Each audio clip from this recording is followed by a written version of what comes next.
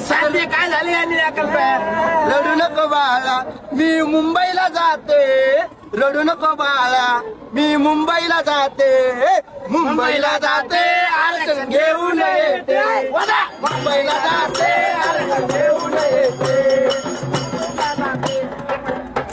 सोबतीला मी पाटलाला घेते सोबतीला मी सगळे माझे बांधवला नेते मुख्यमंत्र्याकडे आरक्षण घेऊन येते मुख्यमंत्र्याकडे आरक्षण घेऊन येते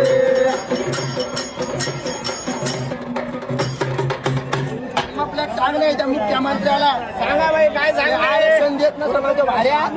तर त्याला म्हणा तुझा बायकोचा पहिले पदर सांभाळ नंतर मग आम्हाला आरक्षण दे बापरे म्हणजे पदर पण घ्यायला आरक्षण पण द्यायला अमृताबाई तुम्ही पहिले पदर घ्या महाराष्ट्राची संस्कृती जपा आणि मराठ्यांना आरक्षण पण द्या पदर घेतले आपल्या मग आपली आई संस्कृती परत मेहनत पदर बी घातला आणि माझ्या नवऱ्याचा नावाचा एवढा मोठा बुक्का पण लावून आले आणि बुक्का बी नाही लावला आणि आरक्षण आता घेऊन बी जाणार एवढ्या मोठ्या घरून भाकरी बांधून आणल्या सगळ्याला जाणार उरले सुरले मी बी खाणार आरक्षण घेऊनच जाणार